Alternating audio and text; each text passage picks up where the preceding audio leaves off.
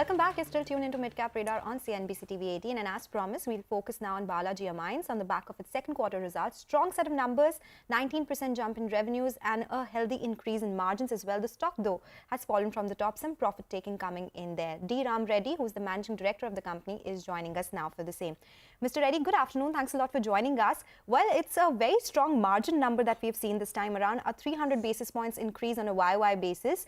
Can you tell us what led to this? Was the top-line growth driven by volumes, higher realizations? Has there been a change in product mix?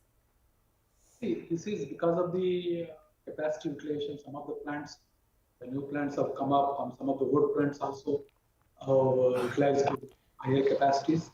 And also the product mix. See, I am telling right from the initial, because of the various products, we have almost 20 odd products.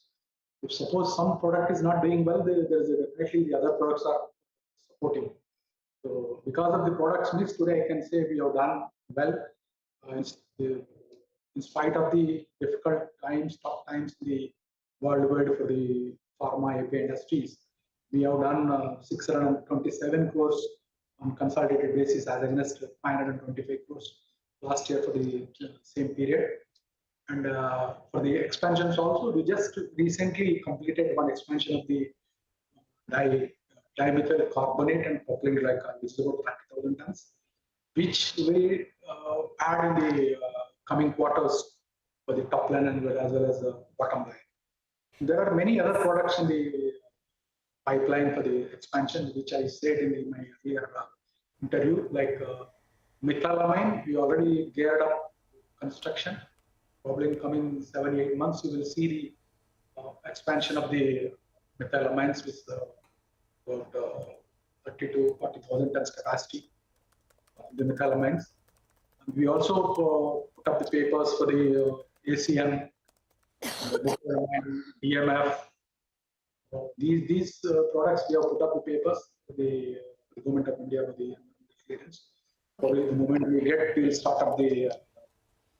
Sure, Mr. Reddy, you did mention your Capex coming on stream, your DMC plant, and that was expected to be operational by August 2022. You had said, or, in your previous investor communications, you all had mentioned that at peak capacity utilization with your Capex, it has the ability to add around, I think, 250 to 300 crores per annum in terms of revenue. What is the capacity utilization at this point? When do you expect it to get to the peak? And what is the revenue addition that we are expecting from this fresh Capex which has come on stream? This is started just last month only. There was a delay, about 4 or 5 weeks delay in the plant commissioning, and it is started in full swing now. Probably in coming 2 quarters, you will see by end of the year, you will see it will go into the full steam. And in a peak, when it goes full swing, 250 to 300 crores top line will definitely add for the existing revenues, and that we will see in the next year onwards. This year we will be having only half year of the operations, maybe 120 crores we can see from this plant. And in coming months, as I said, yes, we are coming up with a new methylamine plant. We have applied for the environmental clearance for the acetonitrile, butylamines, and DMF. These are all there in the pipeline.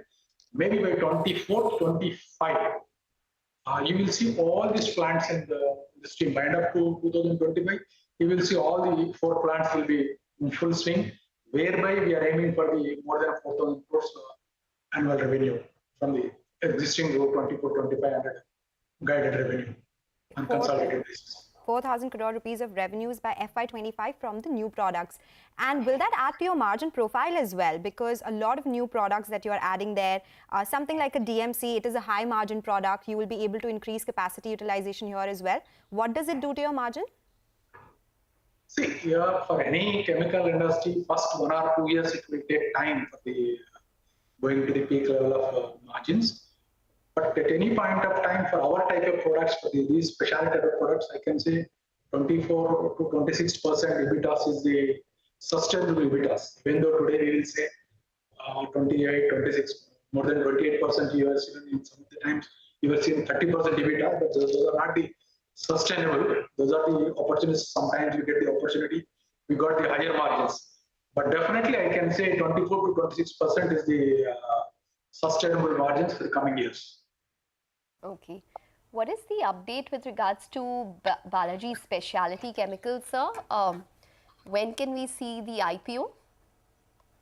It's difficult to say right now because we have filed the DRHP. I cannot talk on that because of the certain restrictions on the regulatory part.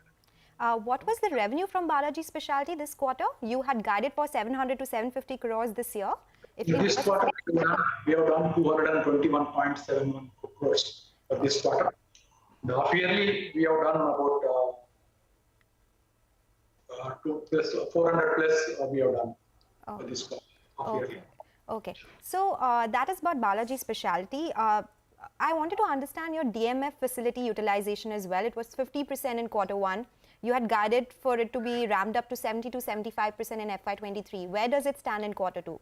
Yeah, it is on the track. It is almost 68, 70% we are doing. And coming by end of the year, you will see more than 75% operations for this DMF plant.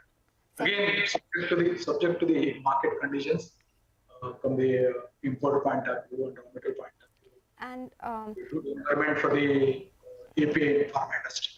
okay. For your raw materials, methanol, ammonia, are the prices stable? Because you spoke about value-added products, a change in product mix leading to higher EBITDA margins, but no problem on the raw material side for you, right?